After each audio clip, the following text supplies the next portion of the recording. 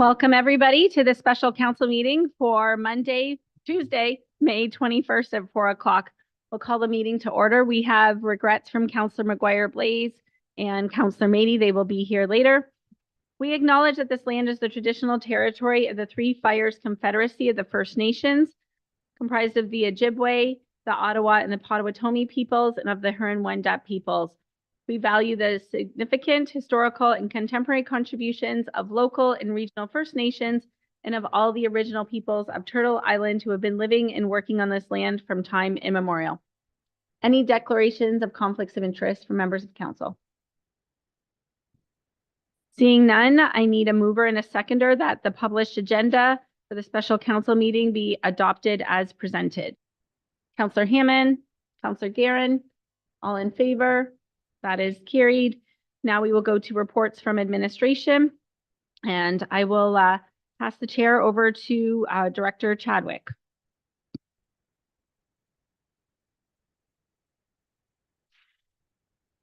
Thank you, Mayor Bondi. Good evening, council, or good afternoon, council. Good afternoon, members of the public. I'm just pulling up our notes here, and actually we can wait for the presentation just for some opening remarks if we could. We are here this evening, so we have our statutory public meeting to help present some proposed zoning bylaw amendments for certain housing initiatives to support residential intensification, as well as some affordable housing initiatives to also fall in line with some mandates and initiatives as legislated by the province under Bill 23. Okay. So really what we're going to do, Ms. Jabour and I, our Manager of Planning and Services, we're going to present some creative and innovative ways, and in some cases, as mentioned, legislative, but ways that you as a council have control over assisting in what you can do to help manage the affordable housing issue in the town of Essex. So as we continue to assess our existing settlement areas in our 4 urban centers, or 2 primary and 2 secondary settlement areas, we want to ensure that our 25-year land supply is capable of accommodating the forecasted residential growth in the town of Essex. And so what do we do first? We must first determine if there are opportunities within our current settlement areas to increase the number of residential units per hectare before we ever expand that settlement area. So the key focus of what you're going to see tonight is residential intensification. Think of it as a gentle form of intensification. Of course, throughout the official planning process, you'll see that we've identified some areas of high density. Think of what you see tonight as more of the gentle intensification. So this can be accomplished by ways such as reducing minimum lot width, which we've talked about before, reducing minimum floor area of dwellings for tiny homes, as well as introducing new housing options within established neighborhoods. And of course, as per Bill 23, allowing for more than 1 dwelling unit per property. So as mentioned, Ms. Jabour and I will walk you through some of those proposed amendments. We do have some visual representations to assist you in your understanding. We do welcome questions along the way. There will be a lot to digest. So we propose, if okay with you, Madam Mayor, to after each maybe subsection, we'll open it up to some questions before we move to the next subsection. So ready when you are, Ms. Emery.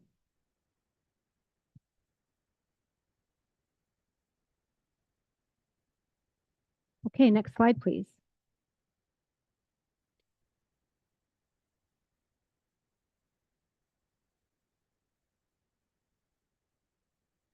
So the purpose, once Ms. Emery gets there, we'll talk about the purpose of this meeting today. It is the statutory public meeting where council hears representations from the public and agencies regarding the merits and concerns related to proposed municipal-wide and site-specific zoning amendments pertaining to various housing initiatives. So tonight, council does not make a decision, but rather are just here to hear from members of the public. Next slide, please. Actually, 2 more slides. So back in actually prior to October of 2023, in September of 2022, administration presented a report on potential ways the town could address the affordable housing issue. Subsequently, a month later, MMAH presented Bill 23 to amend various statutes to support growth in housing. By November of 2022, the More Homes Built Faster Act received royal assent and became law. So we were already working towards and proposing various initiatives. We decided that we needed to revisit and accommodate those changes under the Planning Act because of the passing of Bill 23. So in October of 2023, we gave council an update of where we were with certain initiatives. And today, we're here to provide you with an update on those various initiatives as directed by you as a council, as well as to accommodate changes under Bill 23. Next slide, please. So as a refresher, what does Bill 23 mean under these proposed zoning bylaw amendments? It requires that planning authorities, meaning you as the town council, must allow either or 2 additional residential dwelling units, what we call additional dwelling units, ADUs, in a single detached, a semi-detached, or a townhouse dwelling, or 1 ADU in the single, the semi, or the town, and 1 detached residential unit. So we've talked about this many, many times. Just as a refresher, the total density of dwelling units per lot cannot exceed 3. Next slide, please. So you as a council are required to do a few things. According to the provincial policy statement, you are required to provide an appropriate range and mix of housing options and densities to meet the needs of your current and future residents through something called, again, residential intensification and redevelopment. You're also required to set policies for residential intensification through the OP. And then finally, kind of that last layer is the zoning bylaw.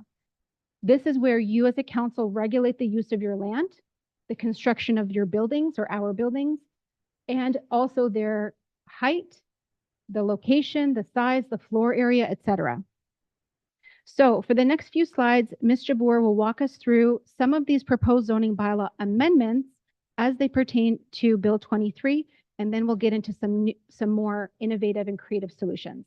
So if okay with you, Madam Mayor, we'll pass it to Rita.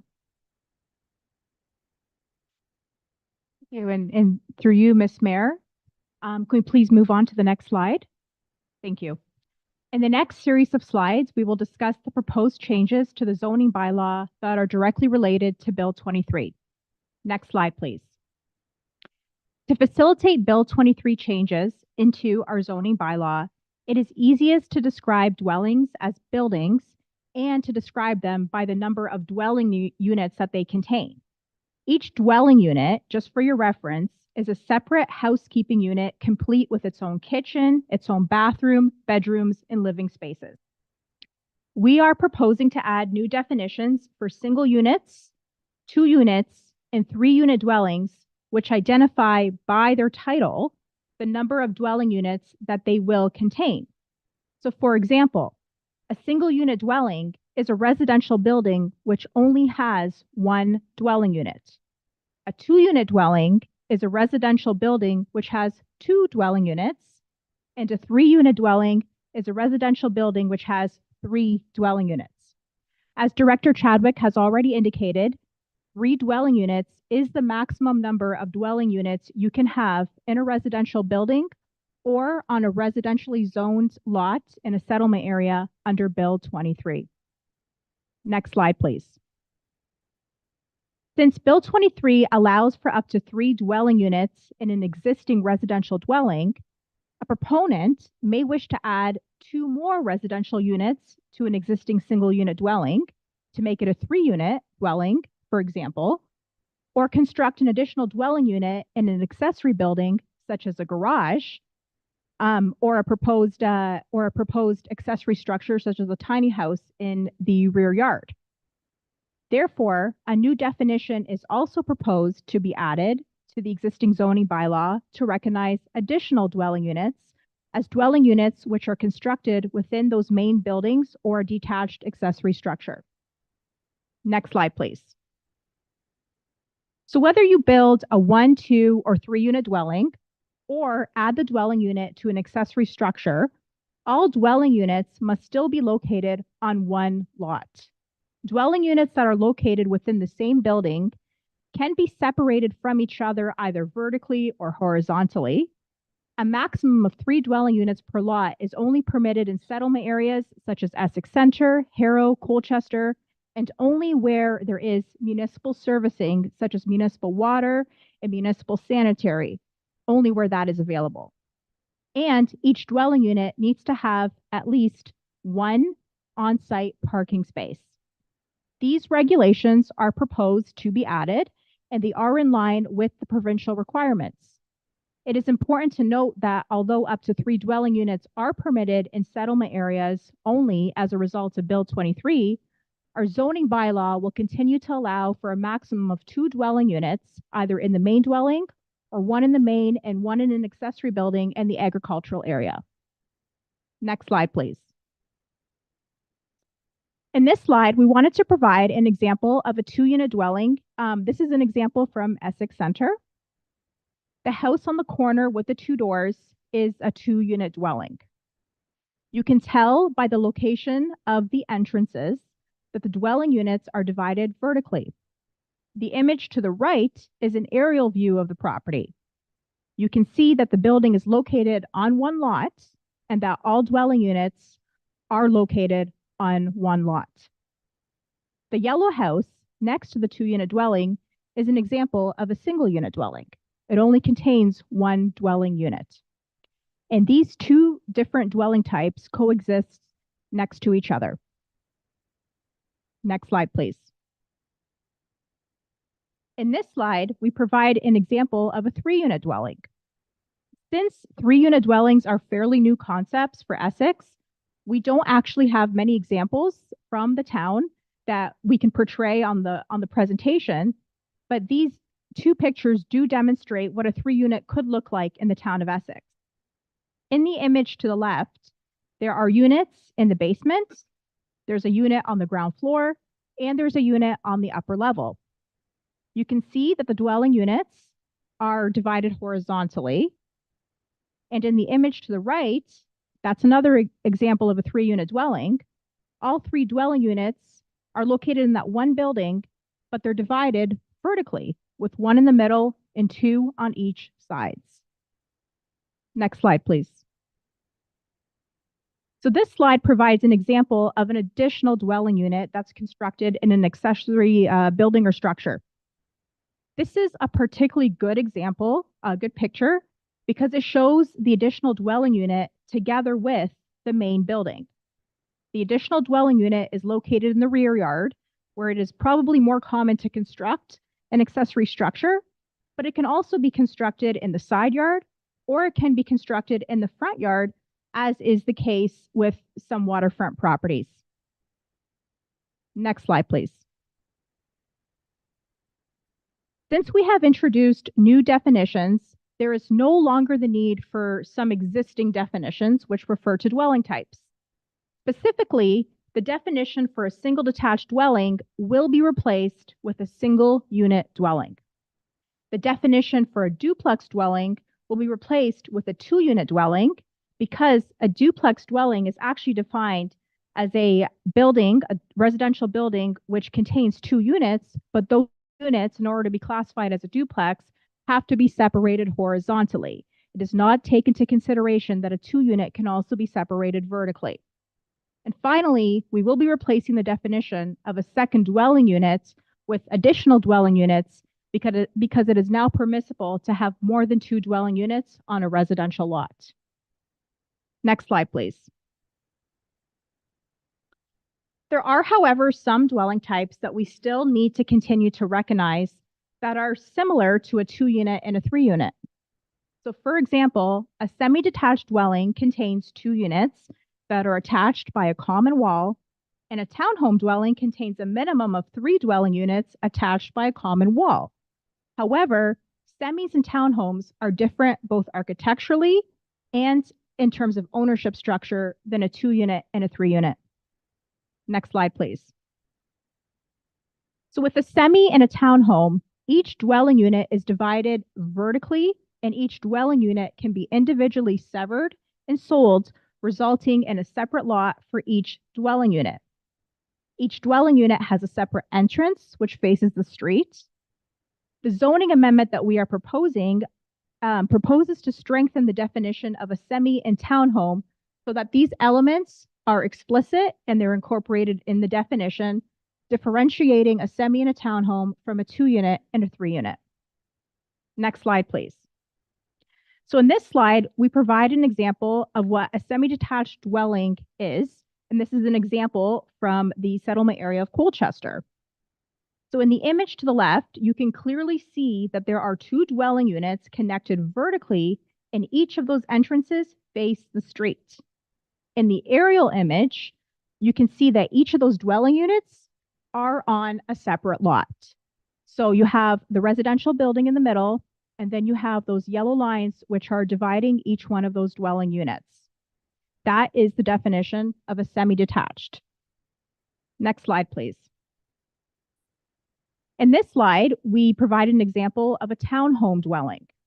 In the image to the left, you can see that there are 3 or more dwelling units connected vertically with each entrance facing the street. And in the aerial image, you can see that each one of those dwelling units are on a separate lot. Again, identified by those yellow lines. Next slide, please.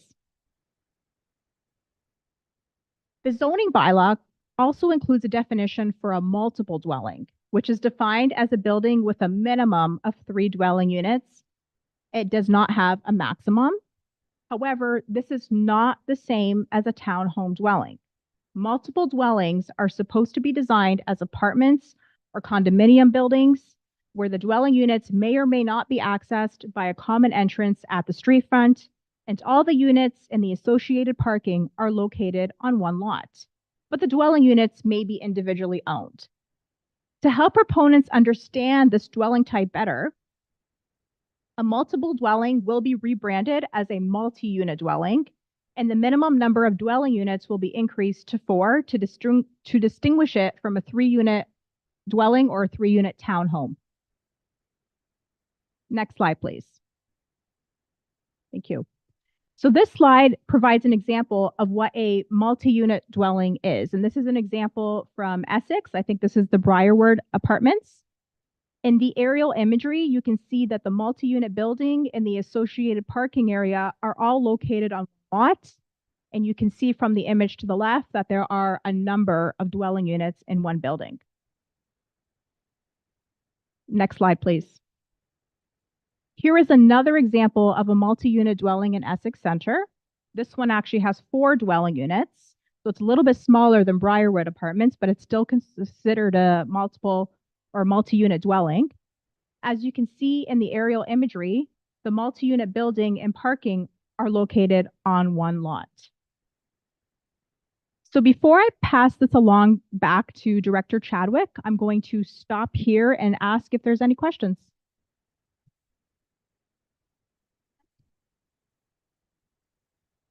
Rita, just to go back to the changing of the names or whatever, am I understand we're changing the word duplex to be a 2-unit, or is that be a difference? The reason I'm asking is because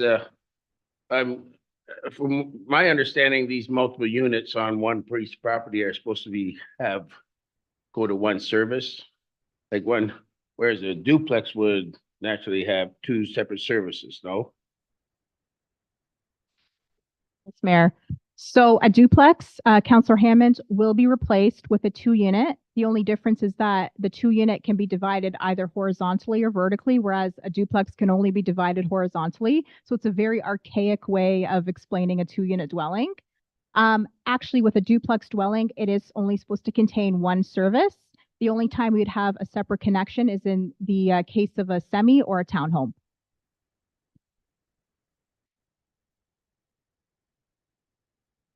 Councillor Hammond, Councillor Guerin. Thank you, Chair, to Rita. So anything greater than 3 units would be considered a multi-unit dwelling? I'm looking at the house, particularly on the corner of, it'd be Center and Alice. I've seen cases in the past where they've got two side by sides like that and an upstairs and they've made that 4 units. Would that not be allowed now? Because you mentioned that you're allowed to have 3 uses on per property. For the chair, so it depends on the zoning district. The 4 unit in one building and on one lot would be considered a multi-unit. You may have instances where you have a number of dwelling units connected vertically that is more than 3, but that's still considered a townhome because each of those entrances are facing a street and each of those units are on a separate lot. But when they're in a building all together and they have more than 4, they're considered a multi-unit building. In this case, this is probably what we regard as a lawfully existing use, where the zoning bylaw wouldn't normally permit this today, but it was constructed before 2010 when we passed our current zoning bylaw. For that. So then, moving forward, what you're saying is if I was to purchase that place on that example, I could not make it many more than 3. Through the chair, that's correct.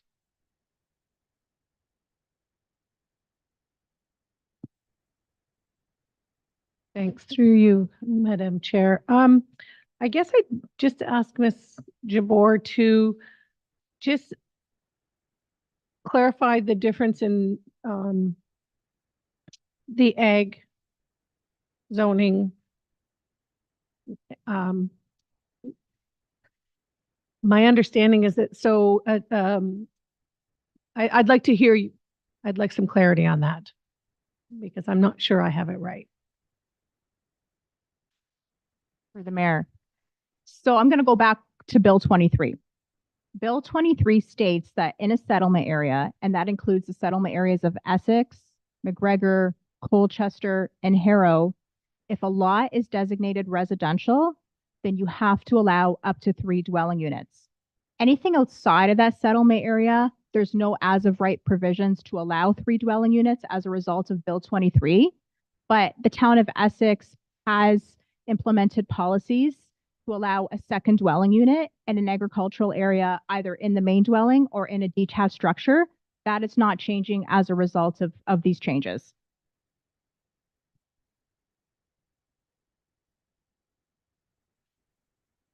If I could add to Manager Jabbour's comment, really the intent of the legislation is to direct intensification to our settlement areas, to of course allow for intensification and for, caregivers or aging parents or aging children, the opportunity to have 1 additional dwelling unit in the agricultural sector or districts rather, but really the intent here is to intensify in our settlement areas, to utilize our municipal services, to have walkable communities, to have really access to grocery stores, medical offices, et cetera, for those additional residents. Thank you. Counselor Hammond?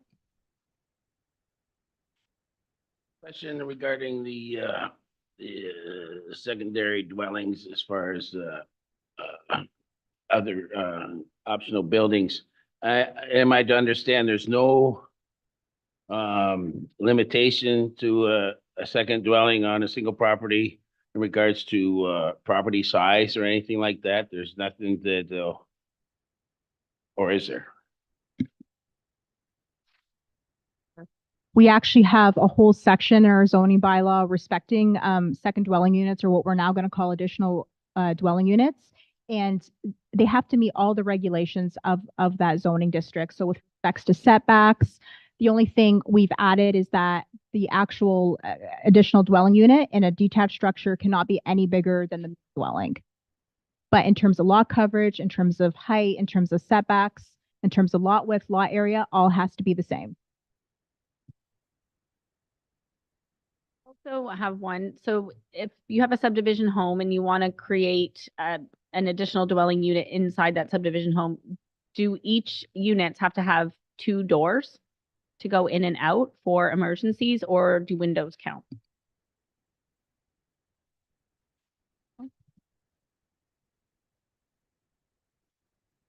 Mayor Bondi, I believe you may be asking about a building code matter, not a zoning regulation, in terms of emergency egress then I would defer and would send correspondence to council via email if we could, just to ensure that we've got the right building code regulation. Curious, right? If we're putting more people in and, okay, thank you. Please continue, Rita. Madam Mayor, I'm going to pass it over to Director Chadwick for the next section of our presentation.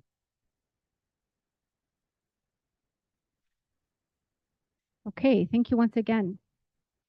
So next up, we're going to run through, next slide, please. Next up, we're going to run through some proposed zoning bylaw amendments that can help to increase the housing supply, provide for more attainable housing options in established neighborhoods, permit a wider range of housing types as of right, and reconsider housing standards such as reduced lot width and tiny homes. Next slide, please. Okay, so picture the R1 zoning district. It is a low density zoning district. It currently only permits a single detached dwelling, what will now be known as a single unit dwelling. So single unit dwellings, it's important to note, and semi-detached dwellings are both considered low density housing types. And as Manager Jabour indicated earlier in this presentation, we're now mandated to allow up to 2 additional dwelling units per lot. So we are therefore proposing to amend the R1.1 zoning district to allow this wider range of low density housing types by right, meaning that a proponent would not be required to come forward for a zoning bylaw amendment for the following units: single unit dwellings, otherwise known as single detached dwellings, 2 unit dwellings, 3 unit dwellings, and semi-detached dwellings. Those are separated vertically by that common wall, both facing a road. Therefore, an R1 zoning district will not have more than 3 units of density. All we're proposing here is that we allow for semi-detached dwellings be considered by right, just as if it was a 2 unit dwelling or a 3 unit dwelling that are mandated by right. Next slide, please. So this image here gives us an example also in Essex Center with an established neighborhood that's predominantly single detached dwellings as shown on the in the dwelling on the right. You'll see that there is a semi-detached dwelling constructed on the left, and that particular application required a zoning bylaw amendment in order to be constructed. So what we're proposing is that these different housing types be permitted throughout the R1 zoning districts. Next slide, please. Similarly, in the residential R2.1, being a medium density zoning district, we currently only permit single unit, or what we call single detached, and semi-detached dwellings by right. So semi-detached dwellings and townhomes are actually both considered medium density housing types. So we therefore propose to amend the R2.1 zoning district to allow again for a wider range of medium density housing types by right, being single, 2 unit, 3 unit, semi-detached, and townhome dwellings, but only up to 3 units. So the density, maximum density per lot in an R2.1 will not exceed 3 units. Next slide, please. In the R3.1 district, this is the high density zoning category. We propose to clean up the language here a bit by allowing the mandated 2 and 3 units as per Bill 23 by right. Since the zoning category is already high density, allowing for semi, townhome, and multi-dwellings, this amendment to introduce that new type of housing, being the 2 and 3 unit dwellings, could proceed under the zoning bylaw. There is actually a typo, and that last line should actually say R3.1 zoning district rather than R2.1. So next up, Manager Jabour will walk us through various housing standards, such as reduced lot sizes and tiny homes, and how else we can gently intensify our land. I would, if okay with you, Madam Mayor, open it up to council if there are any questions at this time about intensification in R1, R2, and R3 zoning categories.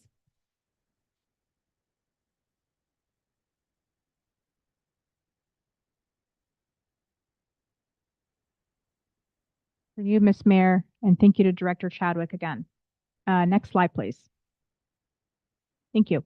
So in order to promote more housing construction and in order to meet our residential intensification targets, we need to also look at our building regulations and our lot regulations. The minimum lot width is currently 15 meters for a single unit dwelling. It is 18 meters for a semi-detached dwelling and 24 meters for a townhome dwelling. And the lot width is how wide your lot must be at minimum to construct these types of dwellings.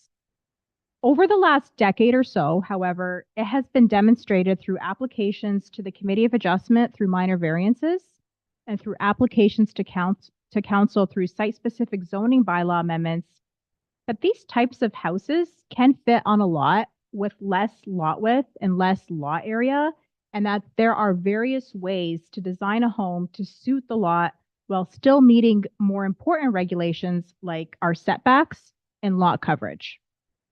This ultimately results in the creation of more lots. This is what we regard as compact development. Therefore, the zoning amendment proposes to reduce the lot width to a minimum of 12 meters for a single unit dwelling. And again, that's from 15 meters. 15 meters for a semi-detached dwelling, and that's from 18 meters, and 21 meters for a townhome dwelling, and that's from 24 meters. Next slide, please. So in this slide, we provide an example of a single unit house, again in Essex Center, on a lot which has less than 12 meters of lot width. You can see that it meets the setbacks, it meets the lot coverage. In the backyard, there's ample space for amenity area, and it also is a pretty cute house. Next slide, please. In this slide, we provide an example of two semi-detached dwellings that were constructed on a lot with 15 meters of lot width as opposed to 18 meters. In this case, the applicants had to actually go in front of the Committee of Adjustment to get a minor variance in order to proceed with construction. But as you can see, they fit quite comfortably on the lot, still meeting the building regulations respecting height, respecting setbacks, and respecting lot coverage.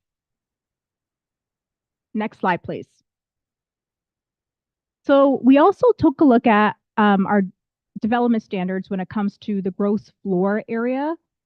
The town, through its zoning bylaw, actually sets a minimum gross floor area for a dwelling and a dwelling unit in its zoning bylaw. However, we are no longer permitted to prescribe a minimum dwelling unit size. We can prescribe a maximum, but we can't prescribe a minimum under Bill 23. Therefore, the zoning bylaw has to be amended to remove the minimum gross floor area. And instead, we need to let the Ontario Building Code prescribe what that minimum dwelling size is. This again will facilitate the development of tiny homes and will also facilitate other types of housing tenures such as land lease communities in our community. Next slide, please. Our zoning bylaw through this amendment is also proposed to be amended to incorporate changes to our regulations concerning accessory buildings to facilitate the construction of additional dwelling units. Next slide, please. And this amendment also looks at two specific areas of town. So the first one that you see here are lands owned by Essex nonprofit homes in Essex Center. The zoning bylaw is proposed to be amended for 3 lots on Michael Drive that are owned by the nonprofits. Happy to report the nonprofit recently received a grant to develop these vacant lots for 3-unit dwellings. And in order to accommodate these dwelling units, they will need exemptions from the zoning bylaw to allow for a maximum of 2 on-site parking spaces instead of 3. Planning has been working with infrastructure services to confirm that there is on-street parking to accommodate the 3 additional parking spaces if it's required. Next slide, please. And secondly, we have also proposed amendments to the property known as One Clees Beach. Clees Beach, specifically, it's outlined on the map in front of you, is zoned for 3-season occupancy only. And in terms of the building regulations, it's set in place. Whatever is existing is as big as you can go. It's as high as you can go. The lands are developed for cottages along the lakefront, and you can kind of see that on the map. But there is potential to develop other portions of that property, specifically the portions that are vacant off to the right side. And in consulting with the Essex Region Conservation Authority, there is certainly support to amend the zoning bylaw to allow full season occupancy for that vacant portion instead of just 3-season. And again, this will help support our initiative in providing more different types of housing tenures and housing types, such as land lease communities. Before I pass it over again to Director Chadwick, through you, Ms. Mayor, I am available for questions about this section of the presentation.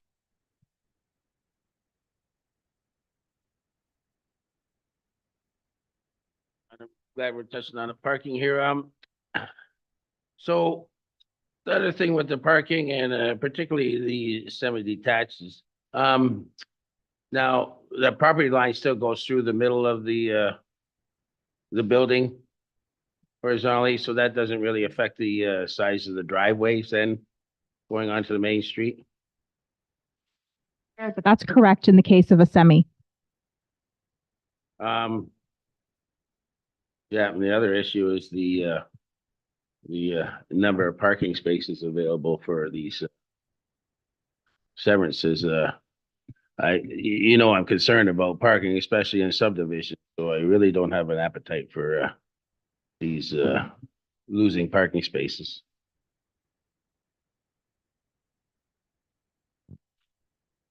Members of council?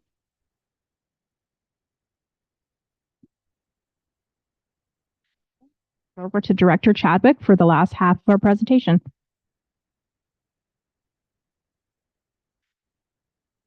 Thank you once again, through you, Madam Mayor. Next slide, please. So we're going to summarize the agency and public comments that we received thus far. Next slide, please. As with any zoning bylaw amendment, we begin first and foremost with internal extensive consultation. So in this case, we collaborated with infrastructure services and building services on numerous occasions. We had several working group sessions where we talked through the proposed amendments. We worked through various scenarios and we identified proposed solutions to some impacts as we saw. Once we had a proposed amendment completed, we circulated that to various agencies as regulated through our Planning Act, that being, in this case, the County of Essex, school boards, IRCA, MTO, etc. And to date, we received comments from IRCA, and as Ms. Jabour indicated earlier, IRCA did actually identify an objection to year-round occupancy or a zoning bylaw amendment for year-round occupancy at Clees Beach in the area generally identified in blue, and that was due to flood and erosion hazard area. However, IRCA did support the year-round zoning bylaw amendment for the area outside the area in blue. So those lands currently vacant, and again, outside the area identified in blue, IRCA did support year-round occupancy, again, as Ms. Jabour indicated, for purposes of building more homes. Next slide, please. Notice was also published in the Hero News and the Essex Free Press.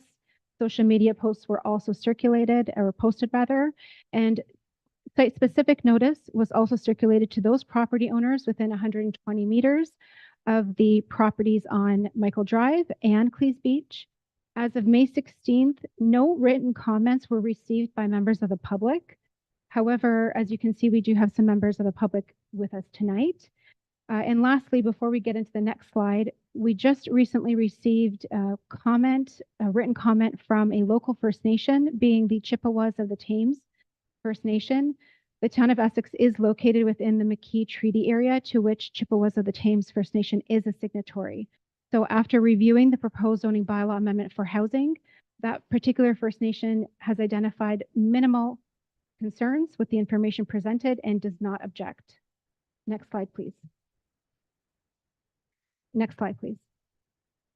So our next steps is to prepare a report to council with an amending bylaw to for your next or for a regular meeting in the near future for your decision making. At that meeting, council may approve the bylaw, deny the bylaw, or defer if further information is required. If approved or denied, a 20-day appeal period would take effect. Next slide, please. Thank you, Madam Mayor. We can certainly open it up to further questions. Chadwick, in terms of the IRCA objection to the Clees Beach property, whether it's seasonal, so would they allow a new seasonal dwelling? Because to me, whether it's seasonal or not, there still would be the same flooding and erosion concerns. Please. Thank you, Madam Mayor. The current zoning actually only recognizes existing dwellings within Clees Beach, and so no new construction is permitted.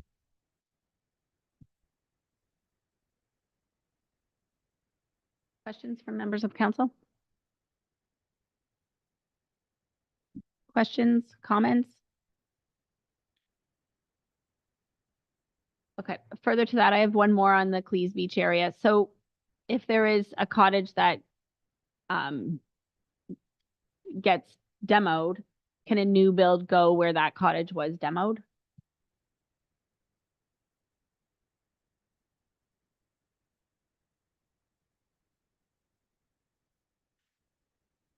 For you, Ms. Mayor, I mean, I would defer to our chief building official if he was here. It's my understanding that they can replace it, but I'm not 100% sure.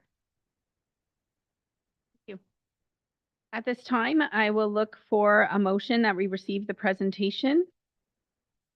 Deputy Mayor Shepley, Councillor Allard, any questions? All in favor, and that is carried unanimously. We do have a delegation here, sir, if you want to speak. Okay, if you want to speak, you have to go back to the delegation stand and turn on the mic. Sure. And you do have 5 minutes to address council and administration this evening.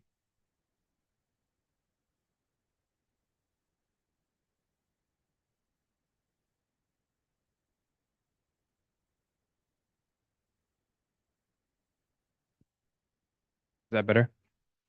The proposal saying that I could build a semi-detached unit on that lot. So could I have 6 units total on a 50-foot lot? Is that what that means? Mayor? So normally in an R11, you could only have a single unit dwelling. We're proposing to change it so that you can have a semi, and you can have a semi on a 50-foot wide lot. So yes, you'd be able to build a semi.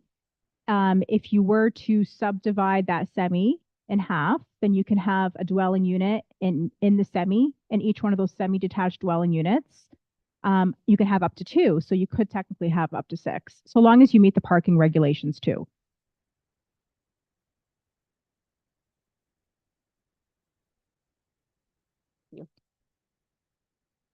You, Madam Mayor, not only the parking regulations, but also lot area, height, setbacks, etc. So there are a slew of regulations that any applicant would need to meet prior to receiving an approval or a building permit. Then there could be 6 units total, 2 units within the main dwelling on each side, and 2 ADUs at the back. If it meets all the bylaw regulations, correct? Ms. Mayor, that's correct.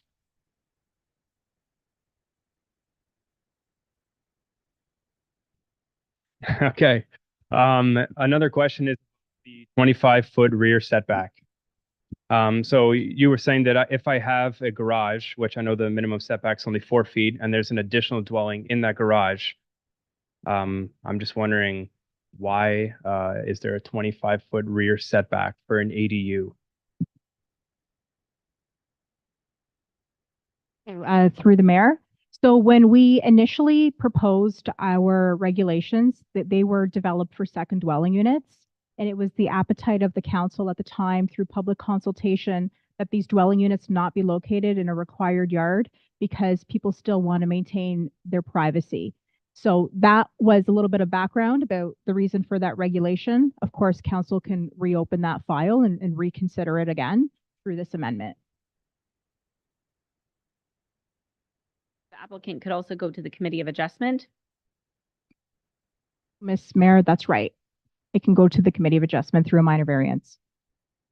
Okay, so if there was a garage though, and say the structure was 20 feet in height and the ADU was on the second level of the garage, wouldn't that, would that not cause privacy issues for the adjacent properties? Mayor, an additional dwelling unit is not permitted in a required yard. So if that existing garage, for example, was already within that 25 feet, you could not construct an additional dwelling unit on top of it. It'd have to be outside of that required yard. Again, with minor variance, it could be considered. I see your hand? No? Okay. And didn't we have something as well with additional dwelling units not being on a second story? Through you, Ms. Mayor, that's correct. In an agricultural area, you can have 2 stories, but in a residential area, you're restricted to 1. Okay, anything further? Okay. Anything else from members of council? Seeing none, looking at the delegation from Alexander Pinto regarding general inquiries respecting housing regulations be received. Counselor Hammond, Counselor Verbeek, all in favor, and that is carried. Without any further comments from council, I'll look for a motion to adjourn. Deputy Mayor Shepley, Counselor Allard, all in favor. And we have a 6 o'clock meeting tonight.